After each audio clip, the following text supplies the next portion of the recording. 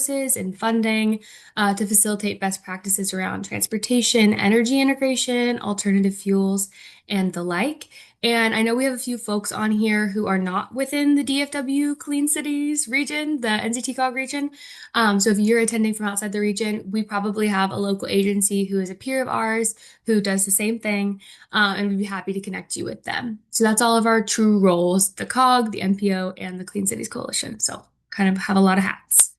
Next slide, please, Savannah.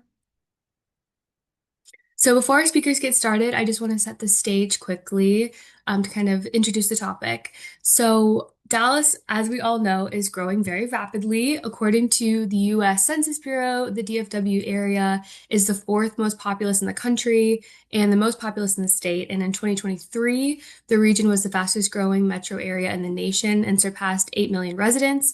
And forecasts project that rapid growth will continue through 2050. As you see there, we're supposed to reach 12.3 million.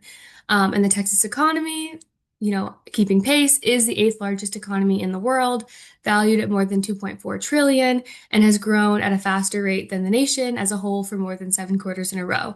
So this substantial population and economic growth has in turn increased the number of homes, schools, buildings, industrial facilities, data centers, number of cars, et cetera, on the road, which then kind of brings us to our next point about what this demand is creating.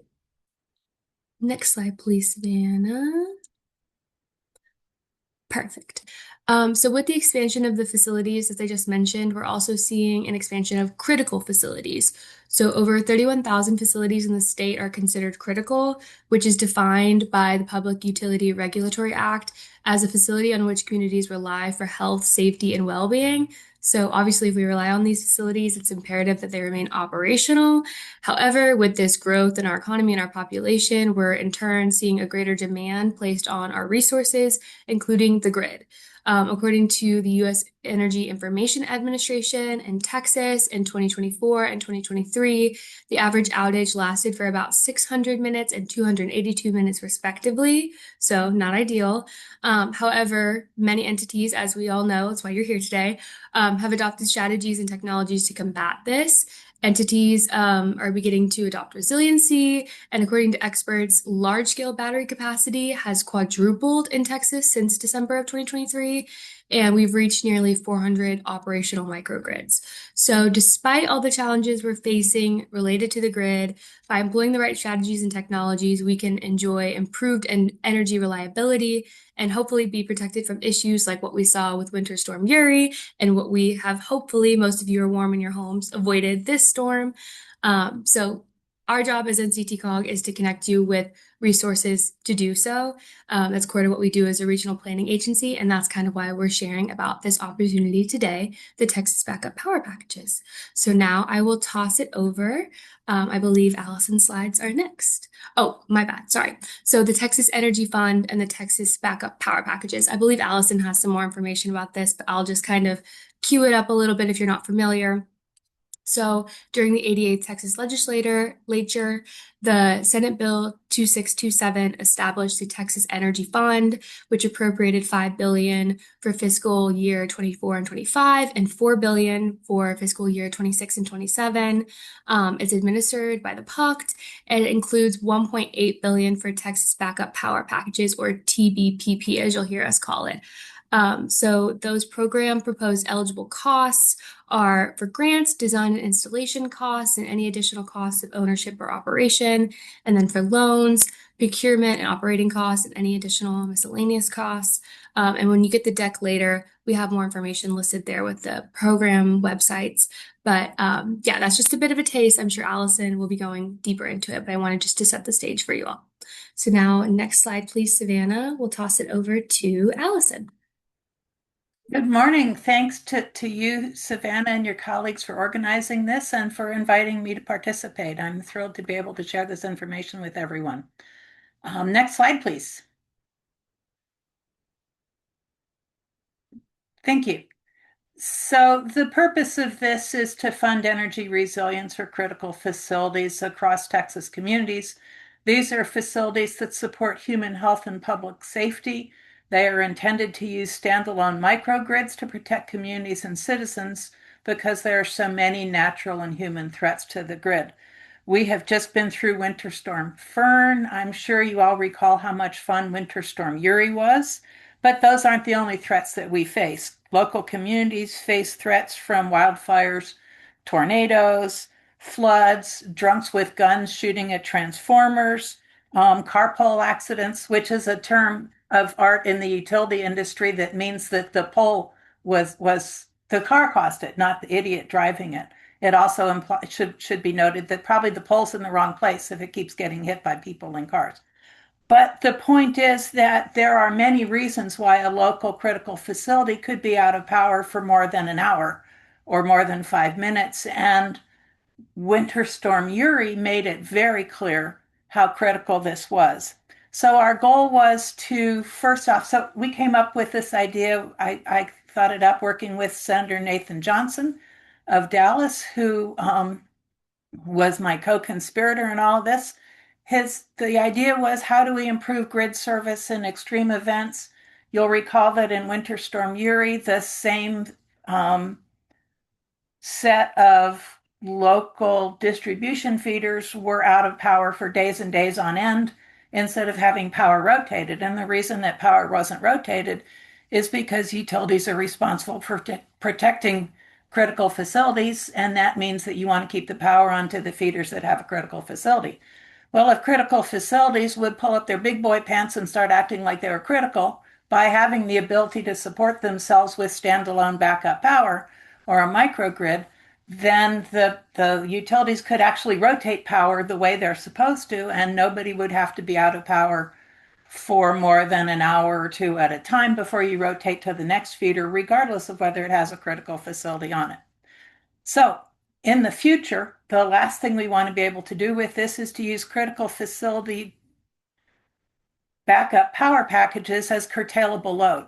In other words, when ERCOT needs emergency capacity 5 years from now, when there's a lot of these facilities out on the grid, ERCOT should be able to get another gigawatt or more of backup power purely by asking all of these critical facilities to fail over, to disconnect from the grid service for a couple hours and go onto their backup power package, so that ERCOT suddenly has effectively an extra gigawatt or more of capacity. So that was the idea. Protect communities, protect citizens, and grow effective grid capacity and the ability to manage the grid better. Next slide, please. Key features of the Texas Backup Power Package. I apologize. I'm going to keep mispronouncing this. I've been working on this for 3 years and I still get it wrong regularly. So TBPPs, these microgrids must be multi-technology. They have to combine gas or propane generation, solar and storage, or be an electric school bus, which is essentially a giant battery on wheels.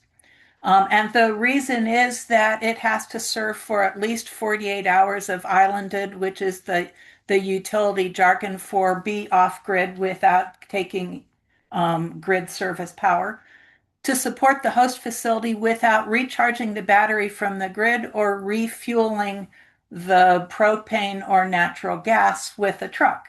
Because when you are in the middle of a giant ice storm or a flood or a wildfire, whatever, there is no certainty that you can get a truck full of propane or natural gas or diesel to across the roads into, say, rural Texas. You want to be able for these to use off-the-shelf commercial components and commercially available controls, communications, and cybersecurity. This is for two reasons. One of them is to make the packages less expensive and to make them easier to fix immediately. The other is to get microgrids generally forever out of the phase of being pilot one-off projects and have a lot more fungibility between equipment and easy repair and lower cost.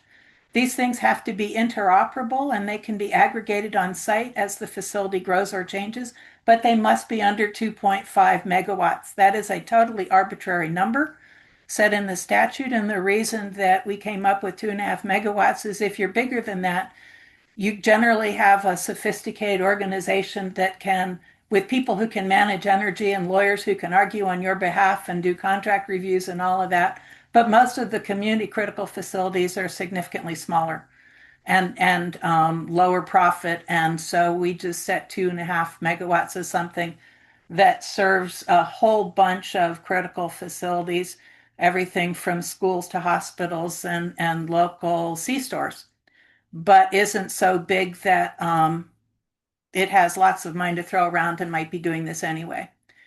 And last, the host must assure ongoing maintenance and refueling for the equipment for an extended number of years. This is Texas citizens' tax money that is going to fund these. We want to make sure that the investment continues to support our communities for a long time after. You just can't buy it, hook it up, turn it on, and let it sit and never give it maintenance, because that guarantees that it's going to fail your community when you need it most. Next, please.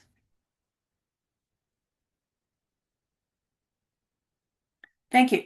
Here are the critical facilities that are qualified for Texas backup power packages according to the statute.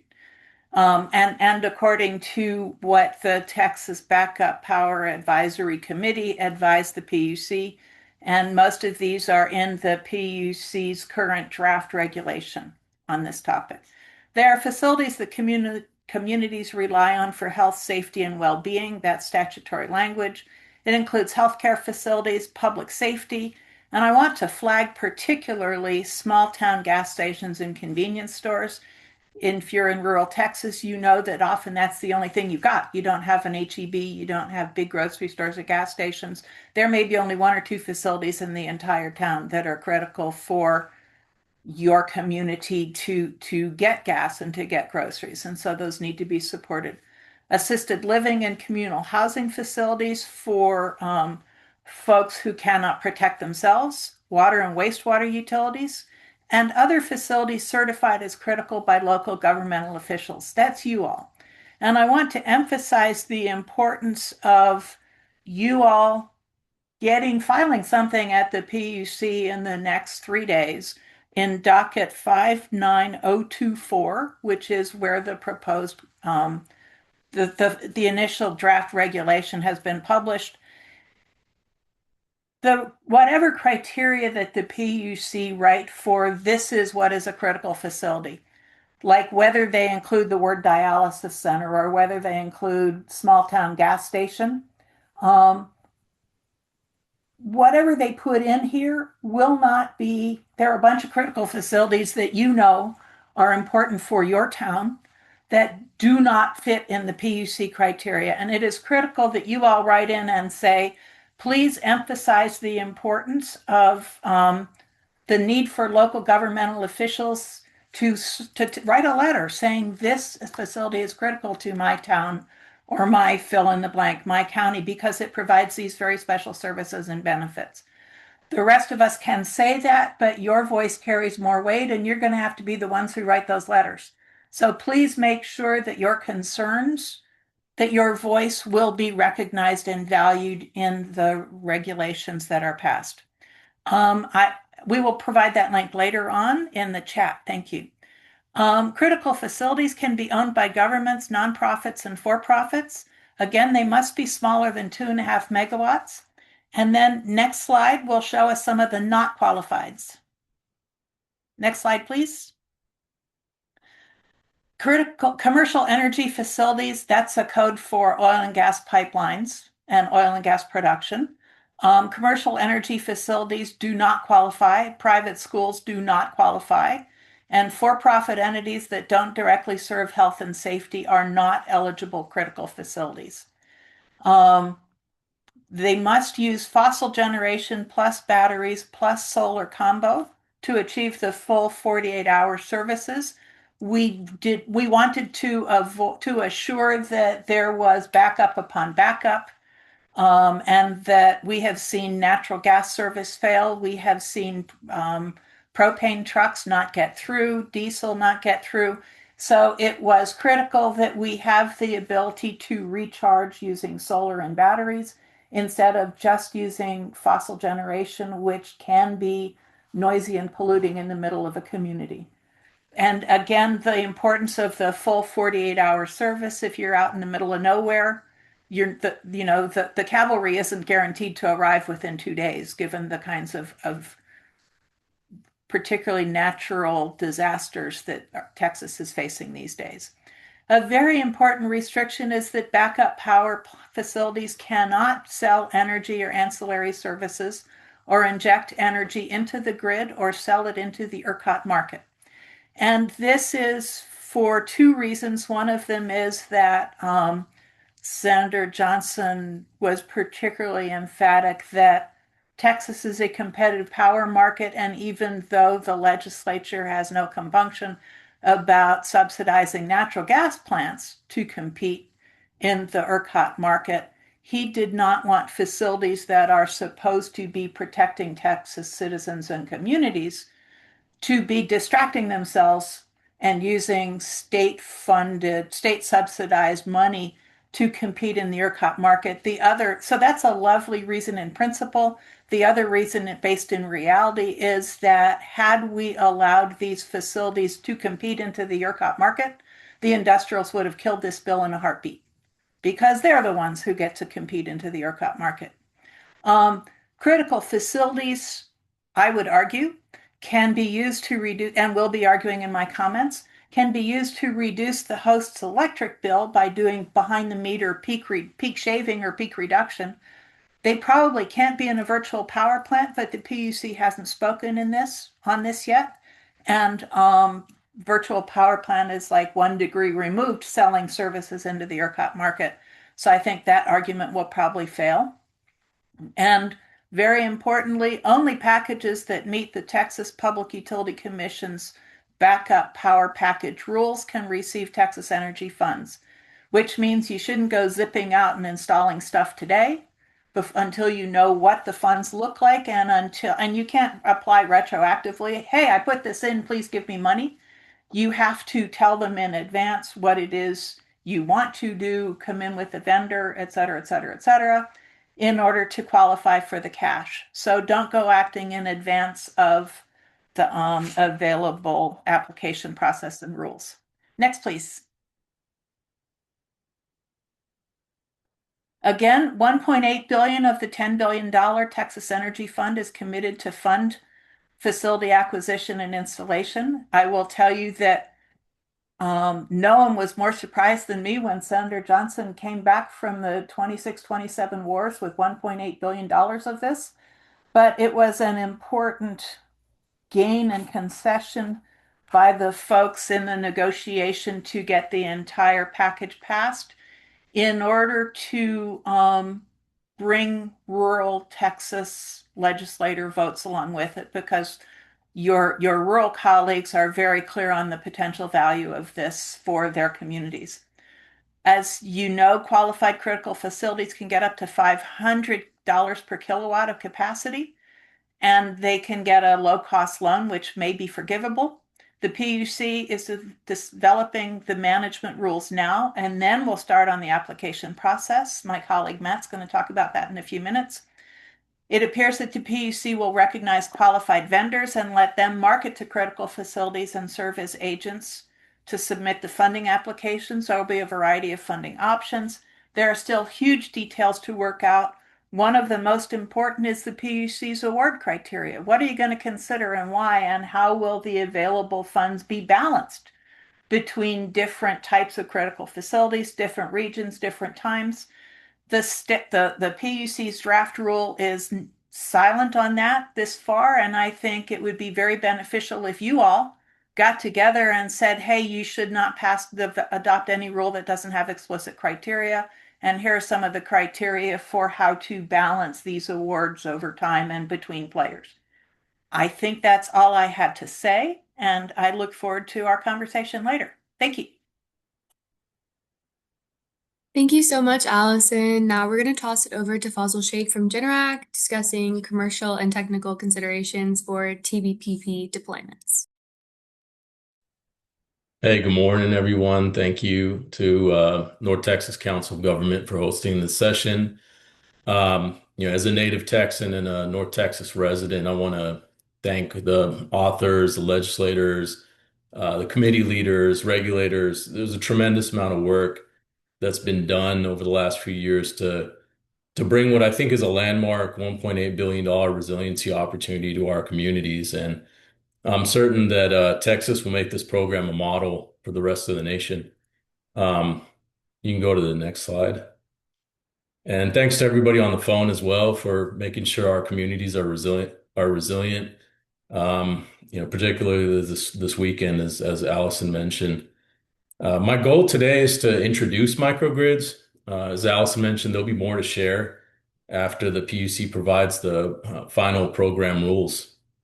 But the program exists to ensure that critical community services stay operational during prolonged outages.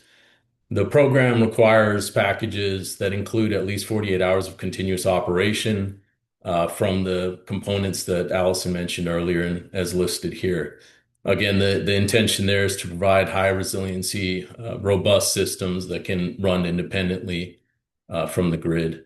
And the structure is intentional. It ensures places like hospitals and critical facilities can remain online during an extended utility outage. You can go to the next slide.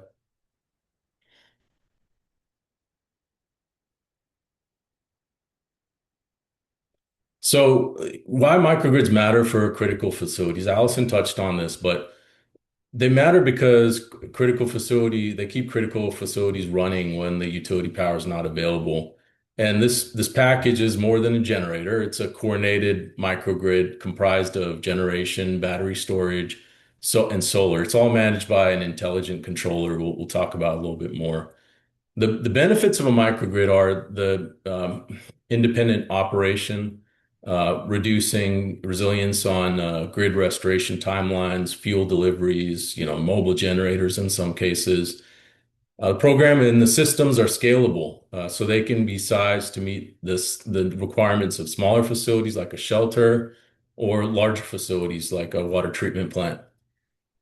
The system is redundant and it's reliable. You have the mix of these assets, as Allison mentioned, they can work together harmoniously and improve efficiency, energy savings, and provide redundancy.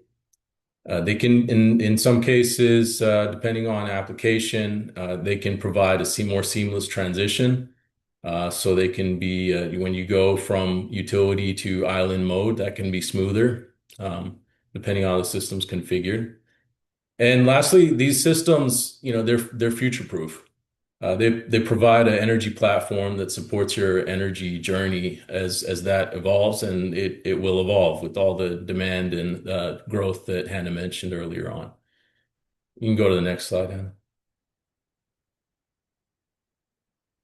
So here's what a system looks like in practice. You have a natural gas or propane generator. That's your long duration power source, if you will. In most microgrid applications, it is. The battery storage system can support islanding and improves operational efficiency and energy savings. The solar, in most cases, it can recharge the battery, can provide fuel efficiency and energy savings as well. And the microgrid controller mentioned that that's the brain that orchestrates everything seamlessly, harmoniously. And it's important to note there's a number of items and technical components here, but these microgrids are not a science project. These components are proven products. They work cohesively. They meet UL, IEEE, NEC standards. So, all the things that you'll encounter when employing a system or, when you're working with your AHJs and working on inspections, you can have confidence that will be simplified because these products meet all the requirements and standards. You can go to the next slide, Hannah. So thinking about design and sizing flexibility, the program provides guidance, and there'll be more guidance upon the final rule. But designing it can accommodate your needs based on your facility. So obviously a medical center has very different requirements than an emergency shelter. And the one may have existing types of generation for backup, one may have no backup. The TBPP, I mean, there's ways to work in all the different verticals or customer types that Allison mentioned. And fuel flexibility is important as well. Allison mentioned that. In some areas, you may not be able to access the LDC for distribution provided gas.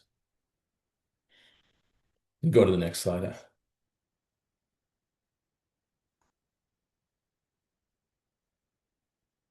So this slide is an example of a microgrid.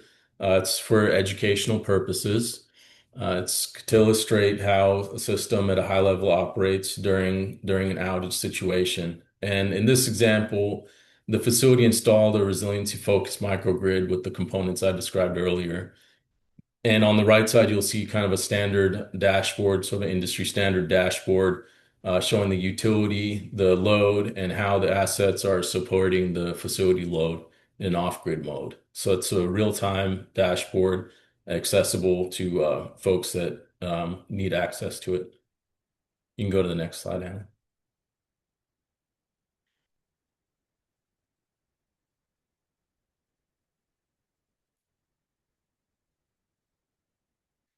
The sequence basically looks like this. There's an hour power outage or the system's instructed to island proactively. It moves into island mode. The generator starts to ensure stable power. The BESS and solar come in to support as well. And then when the grid returns, the system reconnects to utility, and the assets go back into standby mode. The battery perhaps goes back into a charging mode from the solar, and you go back to normal utility operation. So the benefits to the customer include, in this example, the full facility backup, redundancy, cybersecurity, reduced fuel consumption, and energy savings. Go to the next slide, Hannah. So operating these systems and maintaining them is obviously a consideration, and it's not as onerous given the maturity of technologies and available service networks. What you can expect is regular system testing, routine generator maintenance, battery and solar system health checks, cybersecure remote monitoring. That'd be the system that you have visibility to monitor and manage the system and do compliance reporting out of. And the systems are designed with predictability, repeatability, and compliance reporting in mind. That's pretty much it. So that all I had for this stage. I think, to wrap it up, this is, like I said, an incredible program. And thank you again to everybody that's been involved in getting it to this point. It's been a number of years and a lot of work. And it's an incredible program for facilities to take advantage of. And something to consider, definitely as you evaluate your resiliency plans. Whether you have a new facility, you have a facility that doesn't have backup today that you believe is critical, or a facility that has aged or undersized backup systems today. So thank you again for the opportunity to present. Thank you so much, Fazil. Next up, we have, Savannah, we take the slide. Thank you. Matt Balms from the Texas Advanced Energy Business Alliance discussing the PUC development process and where things stand. And Matt, thank you so much for coming from the ERCOT working group or the PUC working group. I know you were just on that meeting. Thank you so much for having me. Yeah, it's been a busy week here with the winter storm, and I hope everyone is safe and warm, dripping their faucets. I know in North Texas, it was a lot of snow compared to what we got here in Central Texas and Austin. So hope everyone is safe and sound. I will be relatively brief with my remarks, and I want to make sure that we have time here at the end for questions and comments and have a brief conversation here. I think Allison and Fazil did a really excellent job outlining the entire program. And my job here is really just to bring it home and talk about next steps in the process. So, Allison walked us through how the bill passed the legislature, what the origins of the project were. And I want to just run us through really quickly what the regulatory implementation looks like from here. So it has been a process. Allison and I serve on the Backup Power Advisory Committee at the Public Utility Commission. And we've had a lot of conversations on the most effective way to run the program. A lot of that has to do with how you can really spread out the funds as much as possible, right? 1.8 billion sounds like a lot, but when you consider how many critical facilities there are in Texas, it certainly has its limits. So I will talk through the draft rule a little bit, But first, just to give a brief timeline here on what the next few months probably will look like. Again, I'm not representing the Public Utility Commission by any means, but we can safely assume that these comments that we're currently in on the draft rules, the window closes at the end of this week. So for those of you that are interested in submitting comments, you have 3 days left. So I encourage you to get started. Deadline is Friday, January 30th. I can post in the chat in case people don't have that link. I can post it right here. There you go. So you should be able to see all the documents there. The last document would be the draft comments that we're all replying to now. The reply comment period probably will take us through February and into early March. So that's really the last round of comments that I'm expecting on this project. And the PUC will take some time to review all the comments and work on the final rule. So that should take us through March and into, let's say, mid to late April. The final rule should be adopted. My best guess would be April, May. So that takes us through almost the first half of this year.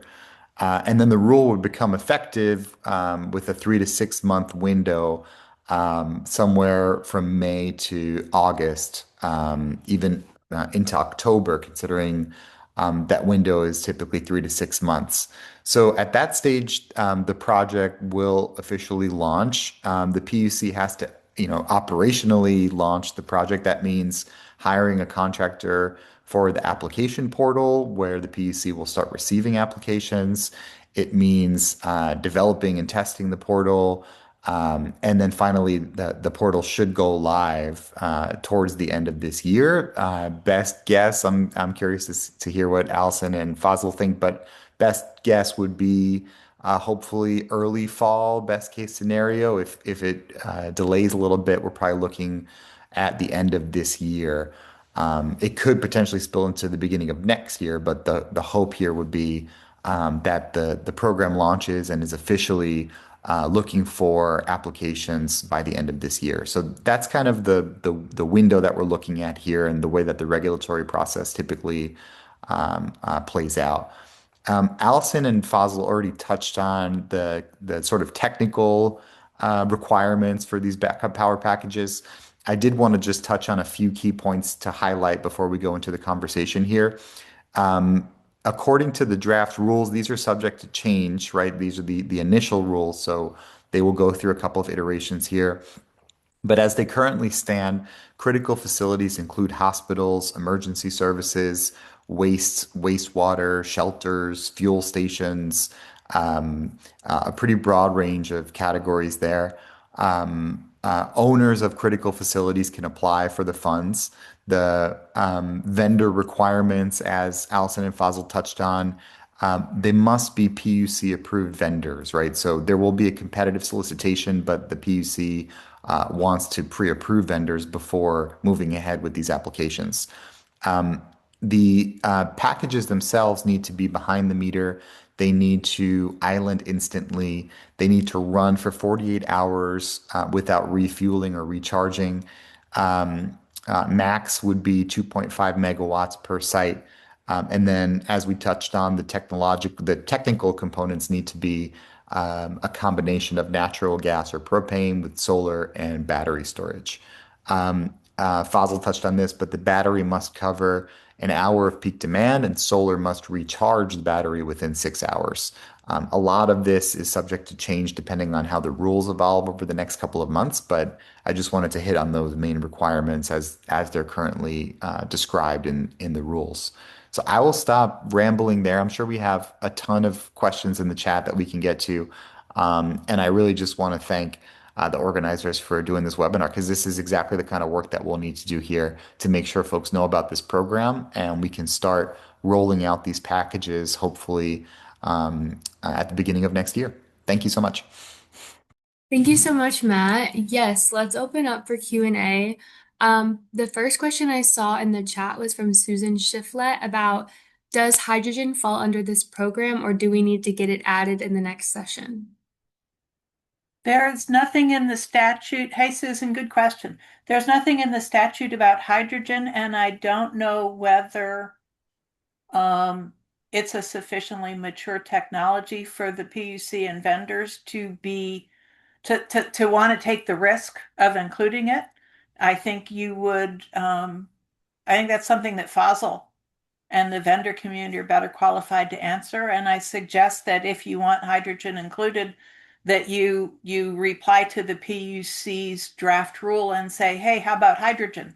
I will point out that the PUC dodged including having this rule address electric school buses, which is a far better known and widely available technology than um, hydrogen as a generation source. So they may not be in the mood to be taking risks. I think they want to go as simple as possible for the rollout. But I encourage you to talk to vendors and to figure out if there's something that you are willing to try to support. But Perfect. Fossil, Thank do you you. want to comment on that? On hydrogen feasibility? I think your comment was appropriate. I mean, the legislation and the draft rules don't contemplate hydrogen. So, if the community has interest in that, then I think as Allison mentioned, be maybe worthwhile to bring up. Perfect. I think that also covers your question, Walter Sharp, in the chat. Dan K asked, are closed transitions possible? I don't know what that is. I also don't. Dan, if you wanted to chime in and explain your question a little more. Yeah, I can cover that if you like. Oh, Faisal, if you Yep. know, you're welcome to, or sorry, Dan, are you unmuting to give some more context what you're asking? No, Foz, I assume you understand what I'm asking about of the closed transition back to the grid. Um, I've had resistance with utilities on that, and I'd like to see that happen if there's some groundwork for that possibility, or just, I mean, maybe you can do a good job explaining it for others that don't understand what I'm asking about. Yeah. As Allison mentioned, the legislation and the draft rule prohibit any export to the grid. But I think that there's on in my from my perspective, I think that there's likely enough room to enable a system that would allow you to smoothly transition from the grid to the backup source. So, perhaps through the gear or the battery, it may be that you need to, have a very short parallel with the utility. So there's a bit more guidance on language around the expectation the PUC has of the utilities as they're looking at these systems being brought onto their distribution system. So, that's what I could offer at this point. Allison, Matt may be able to offer more.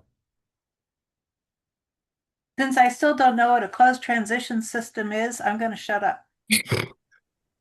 Yeah, same here. I would just reiterate what you said, Fazil, which is very clearly in the statute and in the draft rules, um, these packages are not allowed to export power to the grid or participate in markets. So that has been very clear from the outset.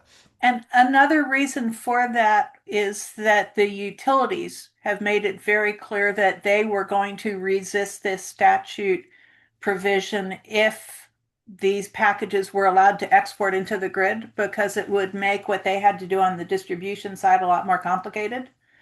So, one of the ways that we were able to get this passed and to get the utilities to be required to make it as easy as possible for Texas backup power packages to get online was that the utility wouldn't have to do extra equipment on or provisions on its side of the distribution system in order to facilitate this. So No, if closed transition has anything to do with, I'm going to export onto you, the answer is no, can't happen. no, it's more of a user quality.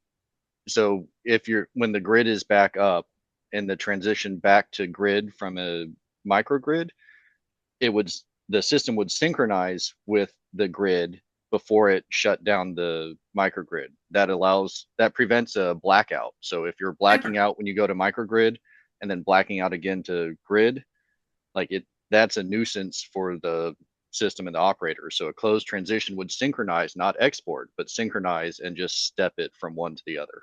Perfect. I would expect that to be a standard feature offered by any competent microgrid vendor. So that's one of the things that you should have on your list of things to grow your potential vendors over. So it's a feature that you It's a should take regulation advantage. issue with utilities though too, because Austin Energy for one has prevented that, and one that I've worked on. Yeah, Dan, we're happy to connect offline as well. I mean, you can work through Hannah, but however we can help, happy to explain our experience and what we're seeing from us and others as well. Okay, thank you. I'll not hog any more time. Thank you. No, it's good to have a lively discussion. Speaking of vendors, Allison, I see you addressed a little bit about the indirect costs. I'm seeing a few questions about indirect costs and match, and then also the vendor. So if you would like to explain that a little bit more, maybe Matt as well. Yeah, with respect to indirect costs, the PUC's proposed rule doesn't say indirect costs as a thing. It just refers to the equipment cost and the installation costs and the ongoing maintenance, et cetera, cost. So indirect cost may be a term of art, and I encourage you to file a comment at the PUC that says there's lots of indirect costs and please include them, and give examples of that kind of thing. That is not an exclusive list, but saying, these are all costs to us to doing this. They do say they don't want the state Texas Energy Fund money to pay for the costs of you fixing up your facility in order to be able to accept the feed from the backup power project. That's on you, not on the Texas Energy Fund. So that's one indirect cost that they have already spoken to. But if you have a list of indirect costs that you are bringing your hands over, please tell them what you want to see included. With respect to the match, I know a lot of you are used to the federal matching fund requirements of like 40 or 50%. The PUC draft rule is silent on the match, except they ask, should the owner be required to pay for a portion of this, and if so, how much? And this is where you should be very specific in your comments. My view is that there are a little bit of cost. Having some skin in the game is better than zero skin in the game, but 40 or 50% is prohibitively expensive. I mean, a lot of you are not for profit or governmental, and if you had spare cash sitting around, you would have already put on backup power. So I'm guessing you want minimal or zero matching costs, and you should tell the PUC that. Thank you. And then there was another question from Sam Solario asking if TBPP applicants should be approved vendors. So can we explain the role of the vendor a little bit? Fossil, you want to take this one? Yeah, I said again, just the role of the vendors. Yes, I think people are a little bit confused about the role of the vendor and how the application process works with the vendor. Yeah, maybe Matt, you want to touch on that? Yeah. Well, so the applicant is the owner of the critical facility. So I think there's some confusion there, right? So the actual application is coming from the critical facility. The vendor is selected by the commission through a competitive solicitation process. This is according to the draft rules, right? Well, So a group of vendors. So pre-approved, every yeah. vendor that is qualified to work with you as an installer is selected by the PUC and put on the list, and then you get to select which vendor you want to use. That's right. Hmm. And vendors we expect will be coming to you with a variety of different offers or financing structures, or vendor A is going to say, let me sell you this, and vendor B is going to do lease to own, and vendor C is going to do resilience as a service, et cetera, et cetera, et cetera. And so one of the things that I strongly recommend that you talk about in your comments that the PUC has been regrettably silent on is a set of customer protection provisions and requirements. So to help you choose between vendors, we need some kind of standardized information like the APR terms on a car loan or a mortgage, so that you have a way to weigh between different vendor offerings and tell what's more expensive. There should be some minimum set of features and requirements and warranties and how they take care of you that you shouldn't have to haggle over or choose between or get conned by. And all of the vendors should, I think, have to provide the same set of information so that you can weigh them effectively. Then the vendors, we think, or we hope, will be able to help you and serve as your agent in putting together the application form that you submit to the PUC, even though it is officially coming from you. It could be like, an accountant being your agent in filling out your form to go to the IRS. Those are the kinds of things that you should be talking to the PUC about on this draft rule immediately instead of leaving to chance for later. Lori, you have your hand up. Yes, can you hear me okay? Yes. Okay.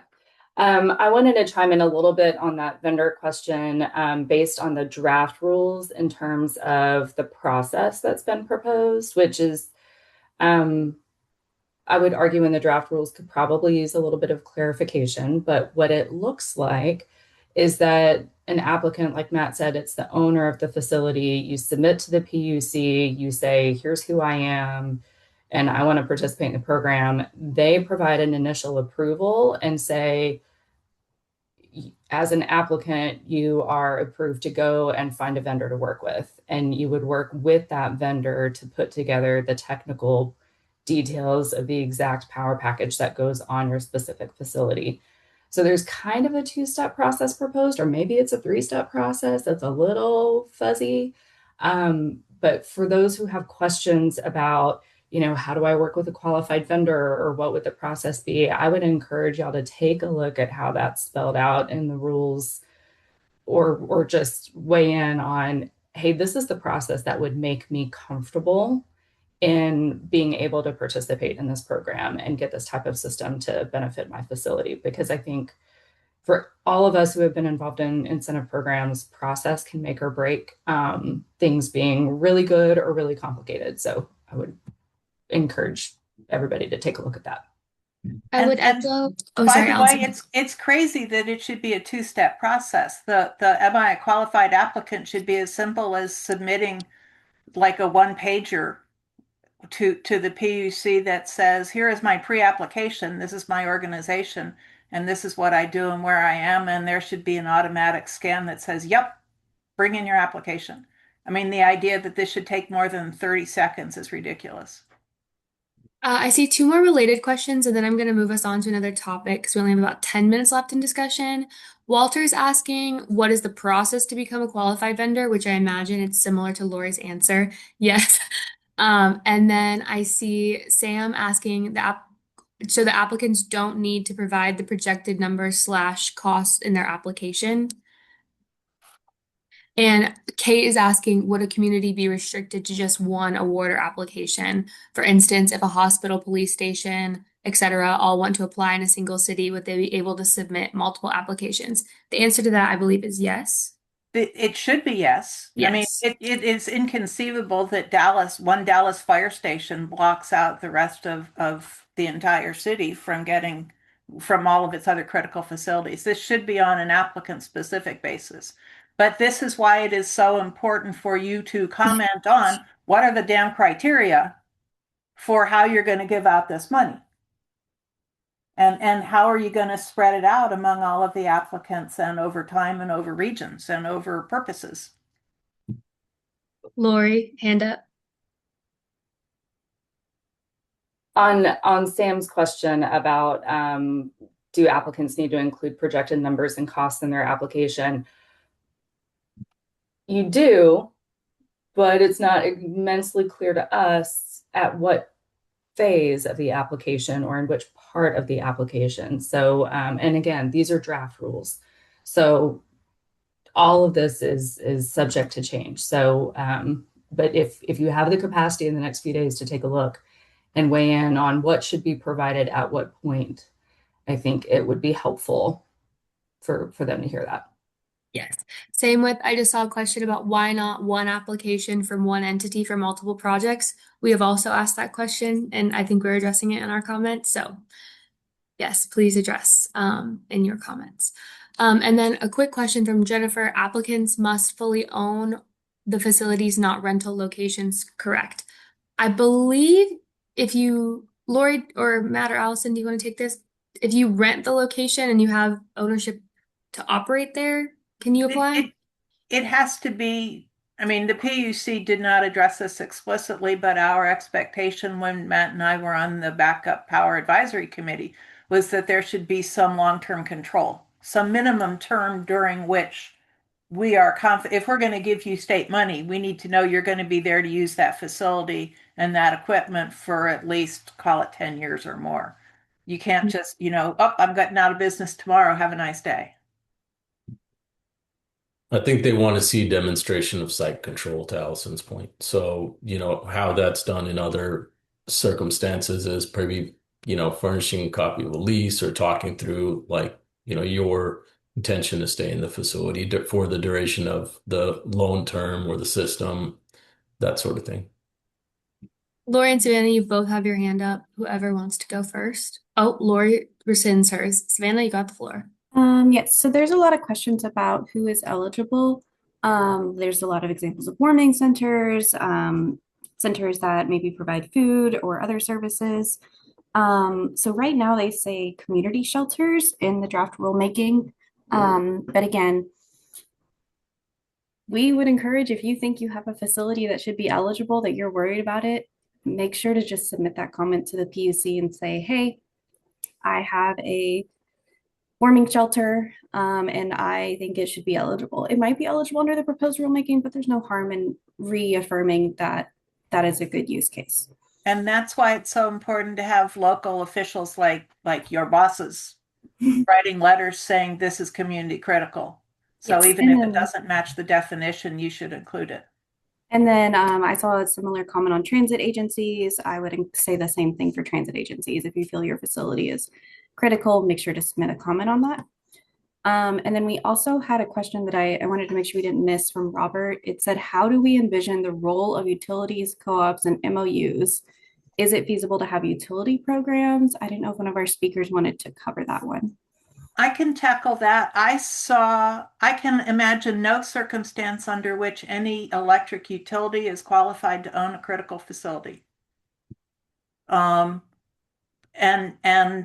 the only way I can see that working is if you interpret utilities to mean water and wastewater utilities, which we do intend to be covered by these, but to do, so that they can keep you water pressurized and et cetera. Co-ops and munis have their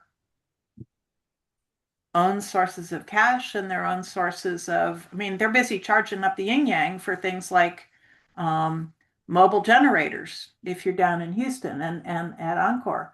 So there is no reason why, I mean, if they could own these facilities, they already would. So no, I can't think of any role other than their job once these suckers are installed is to start figuring out how to reconfigure the distribution system so that they can better manage rotating outages to protect the rest of us. Okay, Not to that's get in the helpful. business of owning critical facilities. That's helpful. Thank you very much. My name is Robert Nowie. I was the founder of IP Keys. We're now part of Parsons, and we have about over 30 utilities and co-ops as clients that we offer meter operational data management and now demand response management services. We also have participated in ERCOT, and we have quite a broad group of critical infrastructure clients. The reason I ask is I think you've clarified it, that you see no scenario where the utility is a critical infrastructure owner. Got it. but they are facilitating the word microgrid has come up a lot here. So they are facilitating switching between microgrid and public service, let's say, as needed on a forecasted basis. And so they have the ability to, since all of these critical infrastructure partners are customers, basically, they have the ability to bring them online and say, scale this rapidly. Do you think that there would be interest from the Texas PUC on that, or is it just up to the utility to try to figure it out? A utility shouldn't need PUC permission to work on behalf of its customers to better operate the grid. And I Okay. envision a responsible utility as soon as this goes live, calling up all of you Huh. and saying, let us do a survey of everything in your service in your jurisdiction that is a potential critical facility, and let's map those out against our distribution system, and let's help to prioritize and expedite and market all of these to get the maximum plan as quickly as possible and help as many of you get backup power packages. So you shouldn't be letting the utilities off the hook. You should be engaging them and demanding that they help you serve your communities better, which includes reconfiguring the distribution system in partnership and in parallel with getting more critical facilities online. So don't let the utilities off the hook. Demand that they do better and help you expedite and market and understand all of these vendor offerings so that we can get a whole lot out there real fast. Thank you so much. That was very articulate. Got it. We understand our role with our we're a trusted advisor to many of these utilities, and I think that's a good path for us. I like your ideas and suggestions. Thank you so much. And remember, by the way, that the utilities are going to get the cash back for their distribution system investments, and they're also going to get significant PR benefits as well as actual, helping communities from doing this, from helping you all protect communities and helping them manage outages better. So it's a win for everybody, and you all should be working together to maximize the speed and scale of that win. Thank you so much. Basil, I'm seeing a few questions in the chat about technological specifications. Alex from Farmers Branch is asking if the funding is strictly for batteries and controlling equipment, if buildings are required to already have existing solar and backup generators. Are existing diesel generators allowed, or do they need to be propane and natural gas? And I also saw another question about, does it need to have 48 hours of natural gas storage on site? So if you could answer some of those questions. Yeah, as Allison mentioned as well, the packages they require you to have a natural gas or propane engine with solar with battery. So you need to have all three of those. If you do not, if you have, there's some comment in the draft rule that talks about if you have some of those assets already, then there's some contemplation of incorporating the other assets so that you have at the end a unified three asset system like I described. But I would encourage folks to look at the draft rule in detail in that area. And then the last item was, the natural gas. So the propane option is for folks that need the on-site fuel storage because perhaps the LDC natural gas distribution system Atmos, can't get to you. So those two options provide the flexibility. So. And then I think also I saw in the comment, if there's some disruption in fuel supply, whether it's diesel, natural gas, LDC, or propane, as Allison talked about, that was a consideration inherent in the design of the three asset system. They wanted to have additional redundancy, and that's what the microgrid design provides. I also saw from Warren, he asked, will we be able to aggregate multiple sites for a potential client to create a single project if it stays under the 2.5 megawatts, or should we prepare to submit for each site? Each site.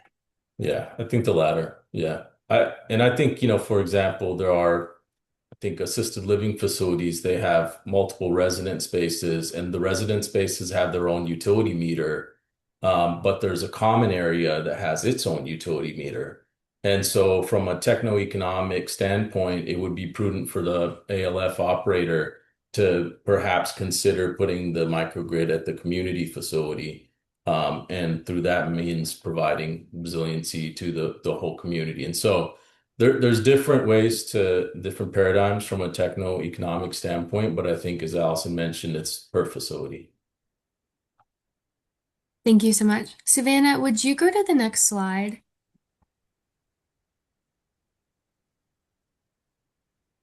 Perfect. I just wanted to make sure that everyone could see this information. I know it's been dropped in the chat a few times, and we will be sending out the deck afterwards.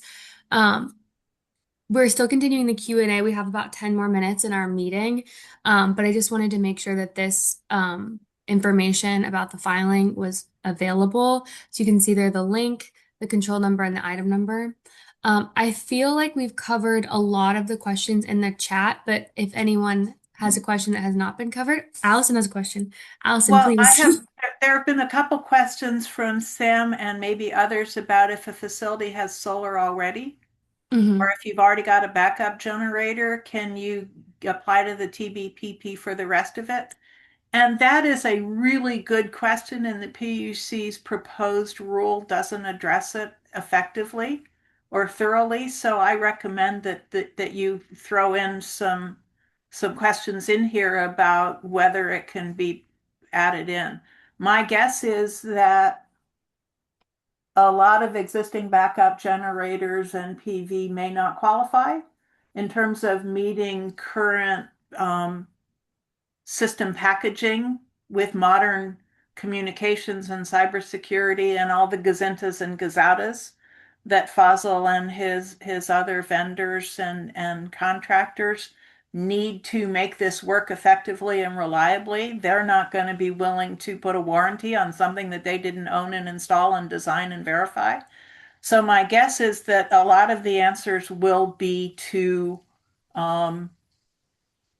my guess is the commission will be reluctant to authorize inclusion and funding to hook up old equipment to new systems. And I can't imagine vendors would be very enthusiastic about that either, but it is certainly worth asking. There's also a question about commissioners' court comments. I don't, if there is a difference, I'm not an expert in how you deal with your commissioners, but I think you might be safe asking a bunch of questions rather than recommending a bunch of answers in your comments to the commission, because asking questions is probably safer than going out on a limb. No, the question, Allison, is actually related to our commissioner's court in Tarrant County needs to take action on these kinds of items in order to make comment. So what I'm asking is, in 3 days' notice, I don't think I can get our commissioner's court to make recommendations back in the public comment area.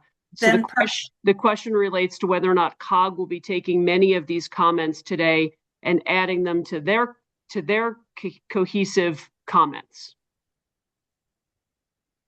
Lori. I'll take that. So it's a great question. I think a lot of what we have heard, especially like the one that you flag, Rand, the one application per entity, that is in our draft comments. Now, I will say that at this point, they are staff level. They haven't gone all the way up through our management, but we have similar thoughts that, like, if you are Tarrant County, you are Tarrant County. It doesn't matter which facility you're talking about, and so can't we just have like an addendum per site is kind of the nature of one of our comments. So we are taking copious notes, and we'll see what we can integrate where it makes sense.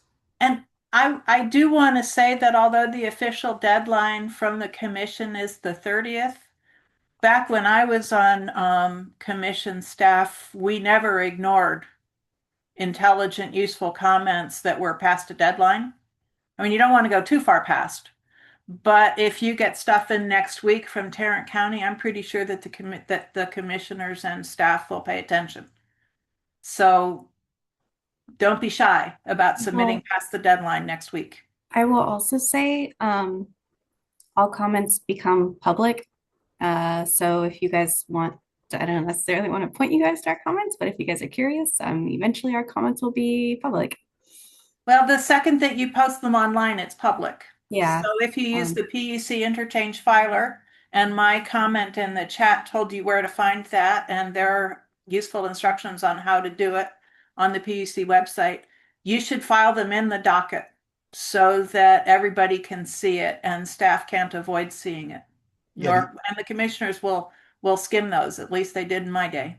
Yeah, and to add to that, Allison, like you don't need to have comprehensive comments touching on everything. You can just, if you have a critical facility that you feel isn't included in the rules, for example, that could just be a one-page easy comment, right? It doesn't have to be a comprehensive comment on everything in the rules. Okay, with about 5 minutes left, unless someone has a burning question, speak now or forever hold your peace. I will be hitting these key takeaways. So yes, please submit your comments. The information is right here on the screen. We encourage you to review the subsections that we've listed here. These are the subsections we're hitting in our comment draft currently. Criteria for awards and customer protection with respect to vendors. Perfect. Both of those are important to protect your interests and needs. Absolutely. And for your next steps, definitely consider submitting your comment, track the updates. I know Matt gave a very long timeline for when this will finally be implemented, but this process it'll be more time intensive than you think it will.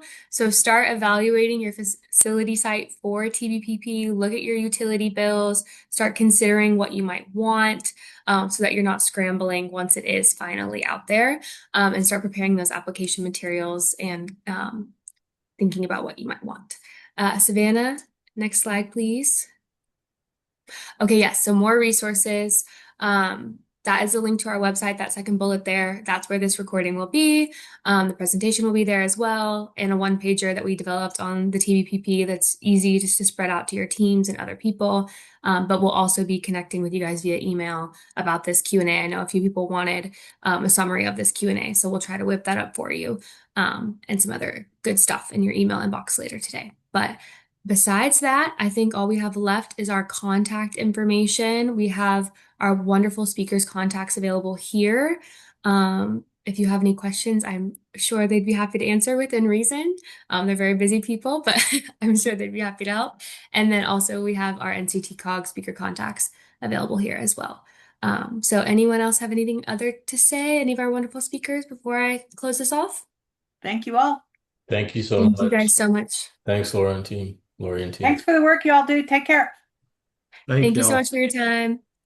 Thank you. Bye, everyone. Stay warm. Drip your faucets. Bye-bye.